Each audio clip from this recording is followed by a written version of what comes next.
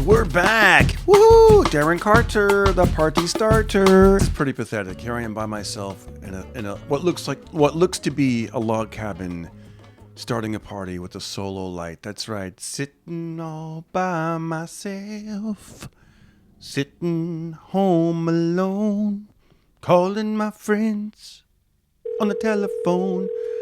All right, look at here's my dilemma is I'm so pale that if I actually open up the blinds, look at this. I'm just going to show you like what this looks like. I am so pale that it's like, I'm like, that's a lot of white. Maybe I should wear a hat. Maybe I should wear, you know what I mean? Like, God, my forehead looks really big right there. So I'm just going to go like this. No, you know what? I'm going to shut this so I can. This is what I'm doing during a pandemic. I'm giving myself curfews. I'm locked up. Today we have a great guest. I got the Frazer Smith, 95.5 KLOS. I love that guy.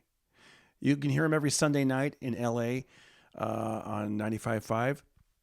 He's a big-time comedy veteran, acting veteran, radio legend, and he did my show. And listen, before we get into it, thank you so much for every donation I get. I'm not even kidding. At Darren Carter Comic, I appreciate it. I'm on Cameo. I'll do personal shout-out and videos on Cameo. Find me on there. I think it's official Darren Carter. And if you want to help out the show and any of my creative ventures, go to darrencarter.com and you can hit that PayPal button. I think I call it support the show. Yeah, but if you want to do Venmo, it's easy. And anyways, let's get into it. Enough with the begging for the money. We appreciate it. I'm thankful. Happy Thanksgiving. And this guy's looking pretty good back there, isn't he? All right, let's get into it. Let's start that party in your ear holes. Pocket party. On the line, we've got the one, the only, Mr. Frazer Smith. Lady, I thought the thing with the Flavin. Hello. No, man. You know what I love about talking to you on the phone? Well, when I talk on the phone, I kind of forget because you're my friend. But when we do these things, I feel like I'm actually listening to you on the radio. This is pretty cool. Well, you know, you actually are listening to me. I'm on the radio right now up here in Fresno. Fresno. I just got a job in Fresno on the radio, and it's kind of cool. Afternoon drive, so you're live on the air with me right now. And I know you got a lot of fans up in this area, so do a shout-out. Shout out to Fresno. There you go, everybody. Yeah, they now are. I've got a thing in front of the city council right now to see a decree to see if we can rename the city Fresno. You know, this is the one city that when Gavin Newsom had a 10 o'clock curfew, we didn't even notice because we're usually in bed by 9. Maybe he set the curfew a little too late. Yeah, for you exactly. guys. He was like, "Let's make it even earlier for these guys so they can be affected by my power." Now they've got to stay up an extra hour just to break that curfew. Yeah. I, as a joke last night, I told my wife, I go, "You know what? Let's 40 more minutes. We get to go out after 10 to be rebels." But, see, you could be rebels up there. I know, and it's a great area to rebel. It is. You know, I noticed you. You know, I know you have a history with David Lee Roth and Van Halen from being on the radio, and they, I read this funny story. I thought I'd tell you about it. Eddie Van Halen's son said that I guess David Lee Roth hated beach balls, and they would do like these summer tours, and he didn't like the idea of getting hit by a beach ball, so he'd be like, he'd stop what he was doing, go to the edge of the stage, and tell them, throw the beach ball up, throw the beach ball up, throw the beach ball up, and he would wait until they would finally throw the beach ball up, and then apparently he would stomp on it and like flatten it and then send it back into the crowd because he didn't like it. So they had some prank. The road manager said on the last day of the tour back in either 2015 or 2005, it was kind of a misprint. But anyways, it was at the Hollywood Bowl. They go, "We've got a special surprise for you at the end of Jump," which I guess is their last song. They had 50 beach balls drop down from the ceiling. And they said the look on David Lee Roth's face was priceless. Well, first of all, he's right. Those are very dangerous. You know, if you get hit in the head with a beach ball, they're so heavy that they can actually you can get concussed. And then, you're in concussion protocol for the rest of the tour. So I don't blame David for being a little bit paranoid about that. I know. I wouldn't want to be hit with a beach ball. I tell you that. I mean, even You though, don't. You really don't want to have that happen. yeah, you don't. Very dangerous. It is. It is. Do you I was reading your bio, and did you once try to buy a house at Kohl's, or with Kohl's Well, no, cash? I had Kohl's cash.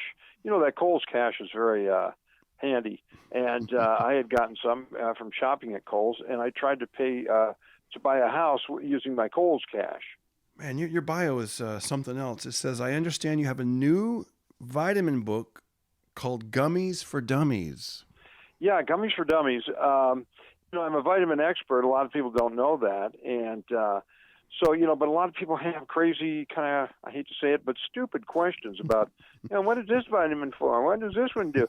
So what I've come out with is Gummies for Dummies, where I pretty much explain to the layman what each vitamin is used for. I love it. What else is on your bio? Oh, now this is interesting. I know they're making a vaccine. They've worked with these different companies. One of them is Pfizer, and apparently you helped with Operation Warp Speed. You had some kind of. Well, yeah, they asked me to help them out with that, and so I decided to change my name. I've officially, legally changed my name to Pfizer Smith. Instead of Frazer Smith, it's now Pfizer Smith, and I'm enjoying a lot of success because I'm 90% effective in everything I do. Darren Carter, the party starter, and apparently you've been on your bio. This is news to me. I guess I don't know if you've been inspired by me or what, but you're changing. You're going to have a nickname called Uncle. What is it? Uncle Fraze? Well, the thing is this: you have such a great nickname, and I was a little bit jealous. I was like, "Wow, Darren's got the best nickname. What can I do?" And so I came up with Uncle Fraze, the Party Craze. I don't know if that's a good one. I don't know how that's going to work out with the fans, but I figured, if Darren's got his, I might as well try to get one too. I love it. Were you the original singer for the Insane Clown Posse? Well, yes. I am from Detroit, and they are too, and that's they're old friends of mine. We went to high school together, and I was their original singer, and they've now since, of course, moved on, and we're still friends though. But I was the original, and no one knew it was me because we had the clown makeup on. So everyone, I would have old friends just walk by me and not realize that it was me. that was you. Yeah. One more thing on your bio. It says you were voted the dumbest guy ever by Moron Magazine. Yeah, I'm pretty proud of that, Darren. Not every day. It's not every day that you get to be called the dumbest guy ever. And at first I was a little insulted. I thought, ever? I mean, there's been a lot of dumb guys out there. Am I really the dumbest of all? And then I thought, maybe I am. So, I was very proud of that. They sent me a trophy. It's an upside-down trophy, although I realized that I just had set it on my mantle upside down. It really wasn't. And so maybe that proved their point. Yeah, that could be it. That I was the dumbest guy, yeah. That could be it. Very proud of that. Very proud of that. Another one. The Beatles have gone on record to say you were the inspiration for their song "Fool on the Hill." Is that true? Well, as you know, I good friends with the Beatles and knew them even back in the Hamburg days. We would hang out after their shows and also spent many nights drinking a pint or two with them after their shows at the Cavern Club back in the day, and they would write a lot of their songs, after their shows. And one song was "Fool on the Hill," and I remember I had been living on a hill in that general area of Liverpool. Man, you've had quite a life. Well, I've done a lot of things, and yeah, been very fortunate. But I tell you, being called, known as the Fool on the Hill, was another honor that I'm very proud of. What does this mean? It says, "Is it true that you once ate cheese at the feet of the Pope?" Well, that was on a bet, Darren. I had lost a bet, and it was an embarrassing moment for me and the Pope. But I had lost a bet, and so I always go through with it, whatever it is. If I've made a bet, I'm gonna do my part. So I did. I wound up eating some cheese at the feet of the Pope. It was an embarrassing moment for both of us. Do you happen to remember what type of cheese it was? Limburg cheese, and I'll never forget that. I don't even like Limburg cheese, but it was, it's an honor of the Pope, really, and I think he was quite taken by it. He started crying. I don't know if that was good news or bad. When you said when you said cheese, it reminded me of my. I haven't done this in a while, but the I like my women jokes based on the coffee. When people sometimes they would yell out cheese, and I'd be like, I like my women like I like my cheese, fat free and single. There you go, homie. I'm with you on that. I got to keep up on those, I don't really do those a lot anymore because I thought, well, the whole Me Too thing and then this and that. And then I'm married. But people love that bit. I mean, it's almost Me Too proof, I think. Yeah, I think, you know what it is? I did it the other night. I was at Flappers. I got to do the parking lot. They did it at the bowling alley. And they're doing comedy at a bowling alley in Burbank at the Pickwick Bowling Alley. They call it Park and Laugh, and it's put on by Flappers. Yeah, I think that's great, man. I think it's such a cool idea, and it's a way that we can still do comedy during this pandemic. And I understand you had a great set there. People were I heard people honking for hours after the show. I did. It was kind of fun because I said, somebody yelled out, do the I like my women, and I kind of made a joke out of that, like what I just did with you. But I said, I just was very honest. I go, I didn't even know if this was appropriate anymore. I mean, and they're like, do it. And so it kind of gives me a way out of it. I go, all right, let's just have some fun. I like my women like I like my, and then somehow I forgot. Well, I still feel that it's, and I think you'll agree with me. I think it's Me Too proof because it's so silly. It's so silly. It's so silly. Yeah, it's like, even women in the audience get into it. Yeah. They start yelling stuff out. They have fun with it. It's not a knock on women. It's just an old school kind of bit. Yeah. That still has some like for Thanksgiving. Fun to watch. For Thanksgiving, I'd say I like my woman like my Thanksgiving turkey, gobble gobble and stuffed. Just so silly, like golden brown, making me unbutton my top button. Just it's silly, covered with gravy. Somebody sent me one that showed how like they board up all the windows because they were afraid there was going to be like some rioting. And so I said, I like my women like I like my windows on Melrose covered with wood. it's just like a silly bored and covered with wood. Oh yeah, bored and covered with wood. Yeah. Like you got to have fun with it, right? It's like I think when I get too I definitely agree.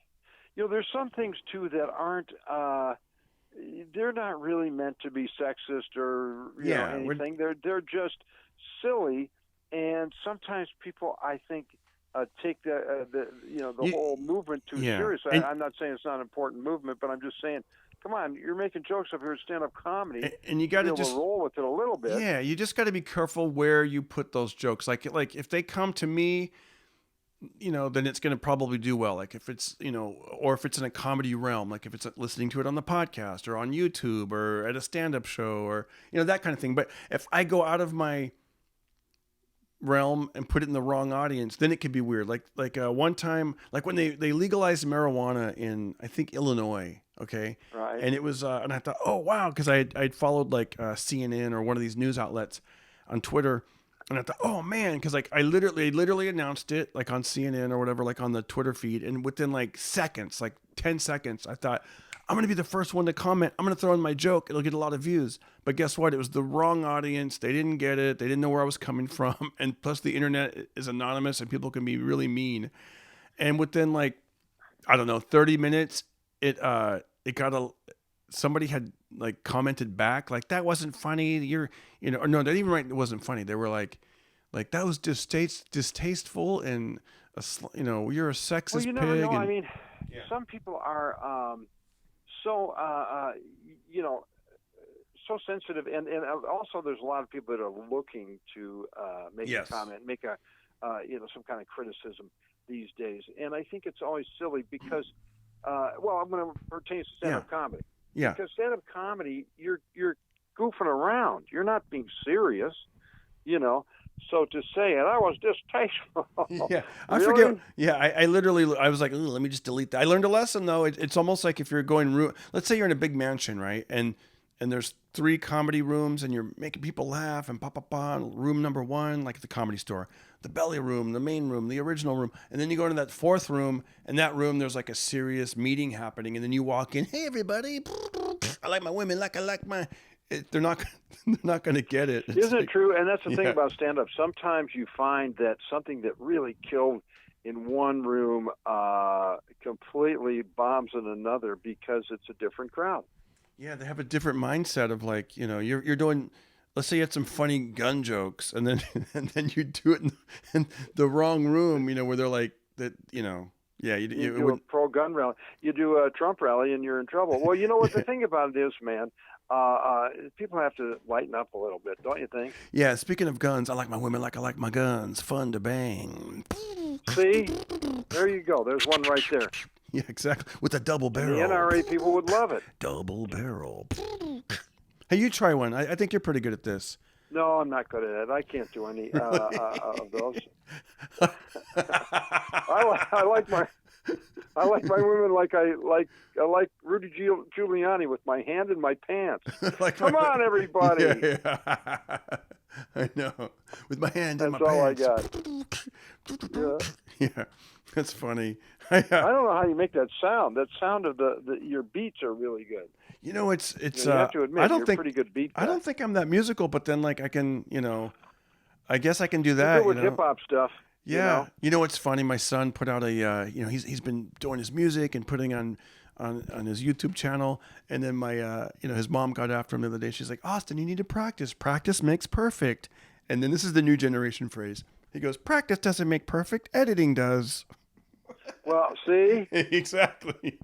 unfortunately, he's right. I know, exactly. Editing makes perfect. Like Yeah, earlier in this podcast, by the way, thank you guys if you're still watching, if you're still listening.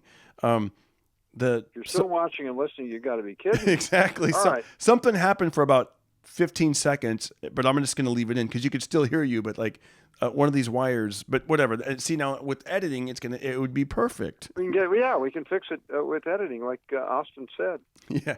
I've been asking these questions of all my guests lately. I want to know, they're all about happiness, and Right. and there's no right or wrong answer. What I'm going to do is I'm going to ask you the question, you give your answer, and then I'll tell you my latest answer as well. Okay? Because somebody said, "Hey, Darren, what are your favorite things?" So I'm going to add it in. Sure. We got to do it. Yeah. Very simple. What is the 5 things that make you happy? What is the last thing you ate that really made you happy? Not just a regular meal, but something you're like, that was really something special. Let's see. What was the last thing I ate? Made me happy. I think it was a bottle of Ensure. Because that's all I eat now. At my age, that's the only thing on my diet. A whole bottle of it. You're like, yeah. Yeah. I just love Ensure. It ensures that I get the vitamins that I need at my age to keep rolling. I know what you don't like because we've had many meals together. You don't like lettuce, like iceberg lettuce. Lettuce is very annoying to me, and I can't believe that people still use it. What is it about lettuce that annoys you? It's just very crunchy, and it always, if I'm starting to nod off, it wakes you up. It's very annoying.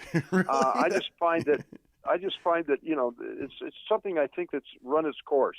It's run its lettuce. It's like, shout out to our sponsor, the lettuce industry. Oh, don't tell me you have the lettuce union as your sponsor. You're like, okay. Yeah, I take that back. I love lettuce. Let us amuse you. Heyo. Yeah. Lettuce boycott. Good night. Lettuce boycott.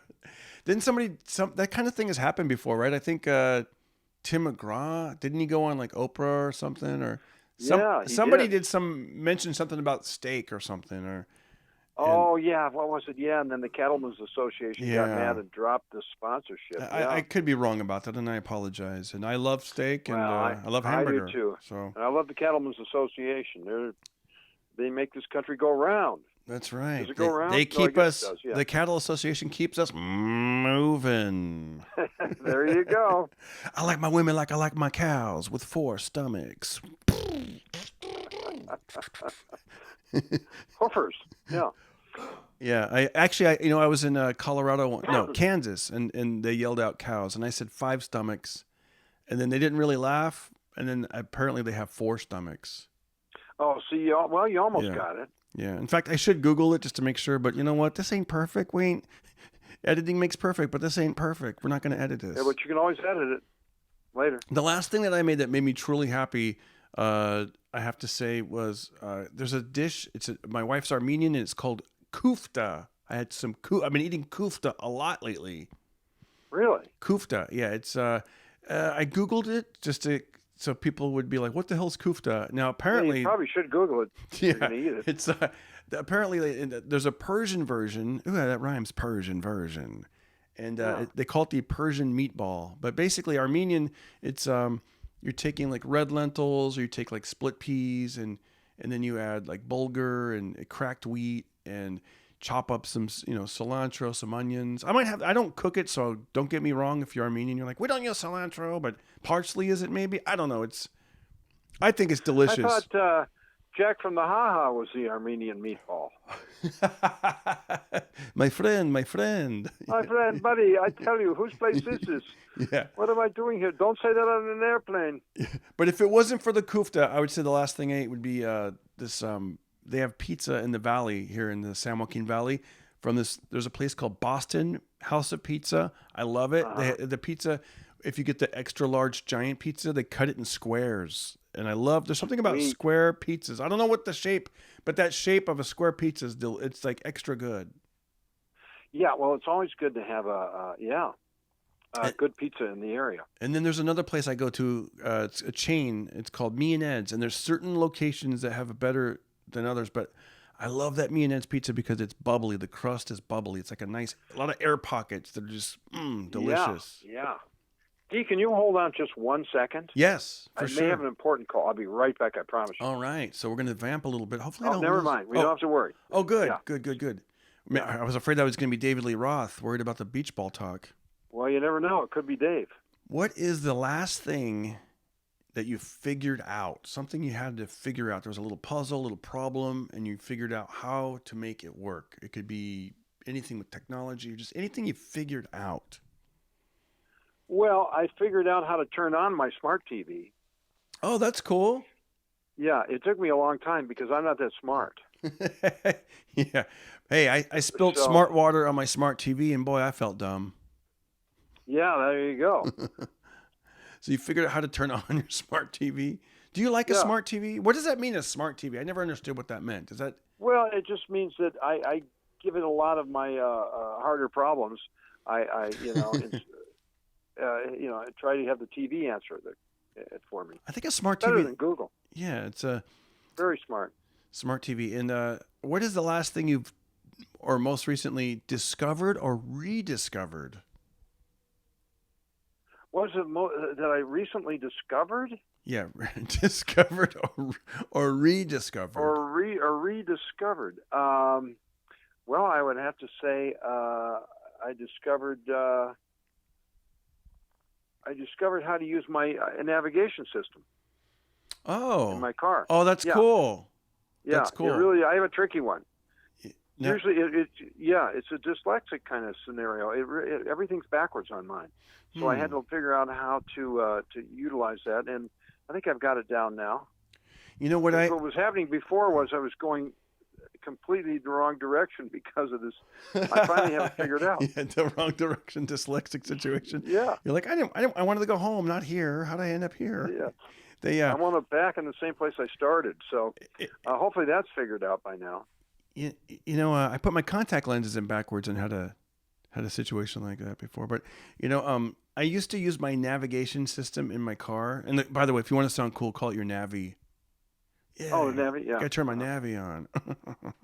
But I don't use the navigation anymore. I just use Waze. I have Waze. It's on my phone, and it talks to you, and it'll be like, turn left here, turn right here, 1/4 mile, turn left, or whatever. Yeah, I like Waze, but it's not as challenging as mine. Mine really keeps you guessing. Oh, it does. I remember one time I took the Waze because it's always like, we're going to outsmart traffic together, and I had to get down to, I don't know, Irvine or something, and it had me cutting through downtown LA, going through Boyle Heights, and I'm in the hood. Well, that's what I mean. That's what happens with waves sometimes. Yeah. Waves can be a little off. Like, sure, you're saving some time, but how much time are you really saving? Are you saving like a minute or 2 minutes or 3? Yeah. And sometimes it's just not worth it. You're going to these sketchy little areas. Like, I'm not even kidding. I went through an alley in Boyle Heights. It had me going through an alley to make a shortcut. And I remember, like, even before I went to the alley, this lady had she was pushing a baby on a baby stroller. And she was looking at me like I stuck out like a sore thumb. Like, why would this? And she's like, oh, Dios mío, he's going to the alley. Like, why is he going? And I was like, ah. So I kind of went pretty fast to the alley. Well, I think that was because a lot of times crooks are the ones who are designing these ways. You know, and so they put a certain route in so that you will come by their street. Yeah, you fall into their trap like a spider to a web. Yeah. You know, I saw that was a problem in, I want to say Beverly Hills, somewhere on the west side. They, maybe not Beverly Hills, on the west side. The neighbors got tired of people cutting through their neighborhood. So they would all like they would somehow jam the ways and act like there was traffic on that street. So people would avoid that street. It's a good idea. That's a good idea, right? The last thing I'd say that I rediscovered or discovered was, I was watching YouTube. So I'm at the farm. I'm not at the boxing gym this week. And so I'm like, damn it, I still want to keep my exercise up. And I went on YouTube and I followed this one boxing channel. And this guy showed how to do this. And it works. You take a pool noodle, like a swimming pool noodle, like a foam tube, and you can duct tape it to your wall, or this guy did it to his garage wall. But I duct tape it to a piece of non-working farm equipment out here. And I'm able to have like a target for punching. Like, it's like you're shadow boxing, but you actually have a target that you're punching, and this thing bounces around. And it's good for your hand-eye coordination. Gives you a little bit of resistance. And I take a couple of 2-pound bolts that were laying around, like these big heavy bolts. Well, they're only 2 pounds. But then you try shadow boxing with those, and after about 30 seconds, you really get a good burnout with your muscles. That's what I discovered. Well, that's a good discovery, and I think you should try it hooked up to a farm implement that is working. I know. Because then you get an extra workout. Yeah. You know, you're chasing around the tractor and can't catch it, and you're trying to, Yeah, pulling some hose. Yeah. That'd be fun. The farmer workout. The stores, the whores. Yeah. Green acres. And what is the last thing that you bought that made you happy? The last thing that gave you a little boost of like, wow, I feel pretty happy buying this. Well, I think the last thing that I bought that made me happy was one of those Darren Carter bumper stickers. Yeah, baby. What's it say? Ho. Yeah. You actually remember those? They're stickers that say "asshole" and asshole. I got an asshole sticker, and that thing. They have a little happy face on it. It's instead of saying asshole, it's ass and then HO, asshole with a happy face. And that was an old joke that I came up with, and I made stickers, and you know, and I brought them out again after about, I don't know, like after being in storage. Well, people want them. They do. That's the thing. Like things, you know, CDs, DVDs. People aren't really buying the CDs, DVDs. They're buying like stuff, like shirts they can wear. You know, stickers. I got the flashlights, the party starter flashlights. That's that things, flashlight is killer. But the asshole sticker was the best. Oh, you know what? Everyone in town wants one. And I just package them. Whatever. If they buy something, they get a free flashlight. They buy a flashlight, they get free stickers. I mean, that's the way you do it, because it's like, just give them more bang for the buck. You know, makes me happy just to have one on my bumper. It does. And I would give it to different like servers at different comedy clubs, and they would like have it on their little booklet. So like, hello, asshole. Well, people say to me, they go, "You're calling yourself an asshole?" And I go, "I guess maybe I am. I didn't realize that I was, but I guess I was." What is here's the last thing about happiness. What is your favorite exercise that makes you happy? Your favorite exercise? And let's keep it family friendly, phrase. Well, that's what I was going to say. We really can't talk about my favorite. I know. Let's talk about your third favorite. Your third favorite. Yeah. Okay. Let's see. What my favorite would probably be. Well, you know, I like to hit the heavy or the speed bag. Oh yeah. Talk about boxing. Of course, with me, it's more like the slow bag. The slow bag. It doesn't really go that fast, but I love hitting that speed bag. It's got a rhythm to it. It's got you can put on a cool tune, try to keep rhythm with the song, and gives you that workout. You can kind of get in your head, and of course, I wasn't very good at this, but I started watching Google, and they showed had a whole thing about how you're supposed to hit the speed bag. So now I know how to do it a little bit, and I enjoy that. I saw you one time when I was at somebody's house, the music guy, Steve Altman, I think, maybe. And I don't know if he had a speed bag or a heavy bag, but you're good, man. I was like, Frazer can move. You had footwork. I was very impressed. That was before I even thought I was going to get into boxing. That was. Well, if there was a bag championship, I might have a shot. Yeah. Bags don't punch back, so it would be probably a little easier to win. Dude, I know. It's what's even sounds wussier than a heavy bag is I'm punching pool noodles. You want to fight a pool noodle? I mean, it's like, dude, it's like even weaker. Well, but... you know what though? Pool noodles are very tough. They're tougher than people think. Yeah, you gotta exactly. They're shaped like an arm. They're very durable. Yeah. Have you noticed that? Yeah, they are. They don't go down. You can't really hurt one. They can take a punch. Okay, now this is a totally different topic, but I saw this today, and I thought, there's certain phrases you hear, things you know about, and I thought this is actually pretty gruesome. It was called, remember the phrase for pirates, walk the plank? You gotta walk the plank. I thought, what does that actually entail? And I'm like, it's kind of scary. Imagine you're on a diving board in the middle of the ocean, and they're forcing you to like walk all the way to the edge. Yeah, but you know what it is? Yeah. It's still less scary than actual planking. Yeah, that's true. That's my least favorite exercise. Yeah, that is less scary than that. Hey, I think you need to come out with a Darren Carter pool noodle. That'd be a great. You know what? That's a great stocking stuffer Christmas idea. Yeah. I mean, you could sell a ton of those. It's so funny. Here's how deep you can get into YouTube. I actually looked up, besides using it as a boxing, like punching it, you can punch it. You can do hooks on a pool noodle.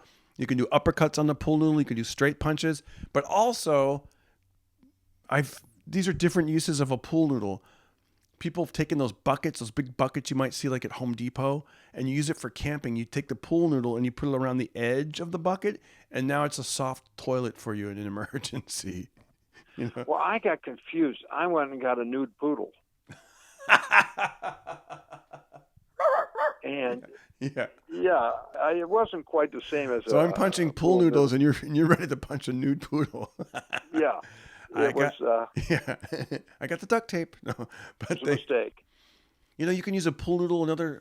They said you can use it as a draft dodger type of thing. When the draft comes underneath the door, you can set the pool noodle up against the door, and it stops the draft. Oh, I thought you meant if they had a military draft, you could, instead of going yourself, you could send a pool noodle. Yeah, put a little happy face and some googly eyes. Put a hat on them. And, Another pool noodle thing they had was you can use it on a bucket handle. You can cut a little slit and then use that. It's very soft. You can also use pool noodles you fasten it on your seatbelt. That way, if you're a passenger in a car, it can keep your head from rocking back and forth and wobbling all around. It's almost like Oh, that's a good idea. Yeah, and they're good eating too. People forget that. They're good. How do you like your pool noodles? Well, I like them in the pool, actually. Imagine you walk onto an airplane with a pool noodle, and instead of a neck pillow. They come in handy. Let's put it that way. There's a lot of handy uses for a pool noodle. Pool noodle. This is probably going to be this is going to be the most forwarded section of the podcast. To be like, I'm not into the pool noodle talk, guys. Really? People jump over this stuff? Oh, come on. Yeah, I know. Let's use editing instead. Exactly. Yeah. Maybe this will be the viral video that just puts us over the edge. Poodle talk. Hey, you never know. And noodle talk. Yeah. Pool Noodle, the movie. The movie. He finds. Speaking of which, we have the new. You mentioned the Pfizer, and of course, I'm now Pfizer Smith. But we also have Moderna. And when I first heard that, I thought it was a Tyler Perry movie. Yeah. Get ready for a Moderna family Christmas. Moderna, yeah, I know. This is going to be a different kind of Thanksgiving, right? There's going to be some pluses, some minuses. Yeah, it is. I mean, first of all, they're stuffing most of the turkeys with zinc and vitamin D. Yeah, it's hilarious. Yeah, that's what they're doing. And of course, your turkey has to be tested, and my turkey's wearing a mask. Oh yeah, they do take the temperature of the turkey, don't they? That is funny. You do. You have to take the temperature. thermometer. Yeah. And if it's not over 400 degrees, you're in trouble. I might have. Hey, I love this joke. Can you please do our favorite Thanksgiving joke? I love this joke about your sister. Oh yeah, well my sister's a vegetarian, and last year she wanted to get a tofu turkey, and of course I told her to toe-furk herself. That's what I did. I love that. That's a clean version. Toe-furk herself. Yeah, that's for our. Hey, my turkey was wearing a mask, but my chef wasn't. I told her to, come on. I told her to toe-furk herself. Yeah. People are going to be doing Thanksgiving over Zoom now. That's going to be kind of weird. Yeah, that's going to be interesting. Well, if you have that annoying uncle and he starts going off during the Zoom Thanksgiving, you can always just hit mute. Yeah. That's funny. That'll stop him. That's funny, man. There's a lot of things happening. I saw that Matrix. I think the Matrix is going to make like a fourth movie. Yeah, there's a new Matrix movie coming out. This time there's a pandemic, so nobody can actually go out and get involved in the Matrix. Yeah. It's a curfew. That's funny. The curfew. How did the any other topical things you've been thinking of lately? Well, I'll tell you the thing about the curfew is it made me feel younger. I haven't had a curfew since I was 10. You're like, these new rules ain't that bad. I felt good about that.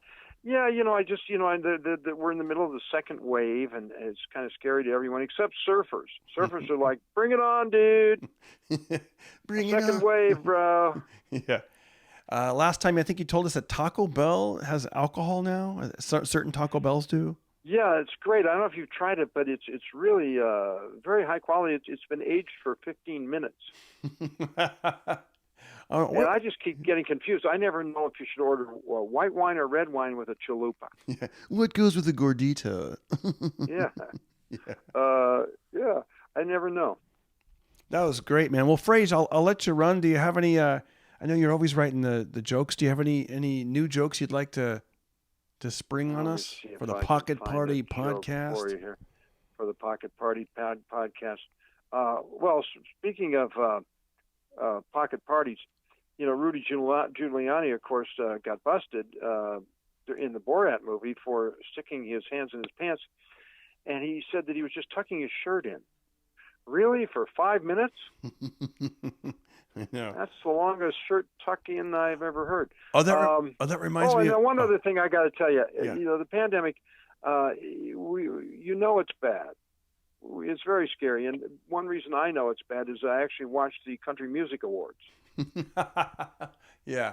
Who would have thought a year ago you're going to set your VCR to watch Reba and Hootie? Well, yeah, exactly. Two of my favorites. By the way, I actually watched that award show too. I thought it was pretty good. I fast forwarded. It's actually pretty good. I liked it too. Yeah, I forwarded through some of them, but they man, when they did their version of In the Ghetto, Elvis Presley In the Ghetto, it was good. Mac Davis, I think, wrote it. It's so good. Yeah. Hootie's got excellent. Darius Rucker has a great voice. I call him Hootie. Darius Rucker has got a great voice. In the Ghetto. Well, yeah, and that's the title of my new book. I call him Hootie. I call him Hootie. Yeah. Because we are personal friends. So, man, yeah, I love country music. I love good old school country music. I'm not really into the whole auto-tune type of country music, but you are a country music person. Yeah, absolutely, man. You and I were talking about David Allan Coe one time, and I couldn't believe just off the top of your head you started reciting lyrics. I was like, damn, you know that song? Well, the country DJs all think I'm an outlaw. They'd never come to see me in this dive. We're bikers stare at cowboys who are looking at the hippies who are praying they'll get out of here alive. Yeah, I love David Allan Coe. That was good. Yeah, man. The best. Frazer, we'll have you catch up another time. Please come back. This is easy. I just talking about things we discovered. I discovered I can do these podcasts on the phone. I can give, like you, I was like, hey, you want to do something in about 10 minutes? Boom, we're on, we're out, and we'll get this to the people. We'll keep the light alive, and we'll keep people happy during this Thanksgiving holiday and Christmas and New Year's. Well, certainly it's a good thing you're doing. Your podcast is always great. I want to say happy holidays and a safe one to all the listeners out there. of the Darren Carter Pocket Party podcast. And thank you for always having me on the show. And just remember, Frazer Smith has your back. Don't hurt nobody. Don't hurt nobody. Be careful. Well, wait till it turns into hurt somebody. Yeah, you better hurt somebody. Yeah. Last question. Do you have a favorite Thanksgiving thing that you like to eat on Thanksgiving? Well, basically, I am anti-turkey. You don't like turkey? I have a cheese turkey. I have a cheese turkey every year, and it's just carved cheese. Oh, God. And that's my favorite. And I usually eat it at the feet of the Pope. I'm more of a ham guy. I love the ham. I love both. But ham is good. Ham is good with some pineapple on it. Ooh. Oh, and then can't beat it. Oh, the only thing you can do to make it better is cover it with lettuce. Hey, lady. Oh, don't even start. All right, my friend. All right, my Good friend. to talk to Thank you, buddy. Thanks, Darren. See you later, All right, Frazer. 10-4. Happy holidays. You got Bye. it. Bye. Well, look at you. You made it all the way through. Thanks again for listening to the Pocket Party podcast. Or if it was your first time, welcome aboard. And thank you guys so much for your donations. On Venmo, it's at Darren Carter Comic. At Darren Carter Comic on Venmo. Think of it as buying me a cup of coffee or maybe a dinner or maybe a piece of new equipment for the podcast. Listen, I do it for free out of love, but I love a donation. I got to be honest. I'm also available on Cameo for shout outs, for roasts, for pumping you up. You got somebody that has a birthday or an anniversary? Find me on Cameo. I will make one for you. I'll start that party. All right, guys, have a great day.